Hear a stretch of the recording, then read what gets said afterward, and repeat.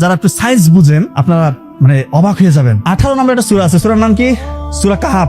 আপনারা দেখবেন কাহাফ অর্থ গুহাবাসী যুবক, তাদের ঘটনা আল্লাহ তাআলা এখানে একদম নাজিল করছে 9 থেকে 26 নম্বর আয়াতে ঠিক গুহাবাসী যুবকদের ঘটনা বলা আছে। ঠিক 18টা আয়াতে আল্লাহ তাআলা গুহাবাসী যুবকদের ঘটনা বললো, পজিশন ঠিক 18। আর একটু সামনে পরের সূরাটি হচ্ছে সূরা মরিয়ম, 19 নম্বর সূরা। মরিয়ম আলাইহিস সালামকে নিয়ে ঘটনা দেখেন, ওইখানে 16 থেকে 34 ঠিক 19টা আয়াত।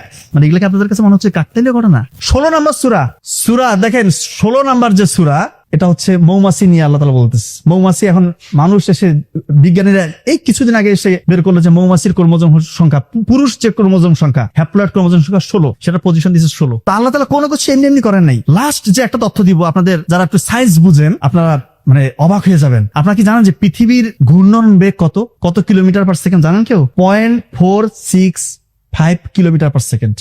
আপনারা বলতেই পারেন এটাকে আপনি কি বুঝাচ্ছেন? আয়াত কয়টা সূরায়? পুরা কোরআনে 6236।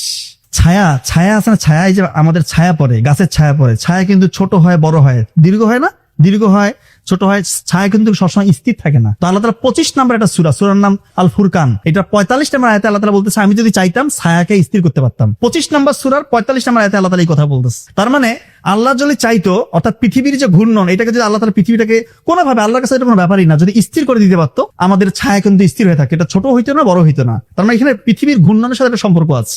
এই 25 নম্বর সূরার 45 নম্বর আয়াত, পুরা কোরআন মাজিদে এই যে আয়াতটা, এটার পজিশন আমরা বের করতে পারবো না? এটা পজিশন 2900।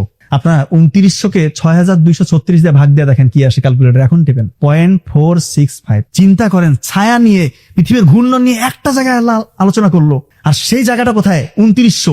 ওইটাকে 6236 দিয়ে ভাগ দিলে দেখেন রেজাল্ট চলে আসছে 0.465। পৃথিবীর ঘূর্ণন গতি এটা কিছুদিন আগে বের করছে, আর আল্লাহ তাআলা 1500 বছর আগে কি সুন্দরভাবে এটা আল্লাহ তাআলা নাজিল করে দিয়েছে। চিন্তা করেন। আবার বস্তু এবং ছায়ার তারা স্থির হয় একটা কোণে, 45 ডিগ্রি কোণে। অন্য কোনো কোণে বস্তু এবং ছায়া সমান হয়ে যায় না, একটা মাত্র কোণ, 45 ডিগ্রি কোণ। আর আল্লাহ তাআলা আয়াতটা নাজিল করছে একদম 45 নম্বর আয়াত। আমি এটা বলার উদ্দেশ্য এটাই যে পবিত্র কোরআন যে আল্লাহ তাআলার পক্ষ থেকে নাজিল হয়েছে, এটা নিয়ে বিন্দু মাত্র সংশয় নাই। সংশয় যে প্রকাশ করবে সে ধ্বংসপ্রাপ্ত, দুনিয়ায় ধ্বংসপ্রাপ্ত, আখিরাতেও ধ্বংসপ্রাপ্ত, বিন্দু মাত্র সংশয় রাখা যাবে না।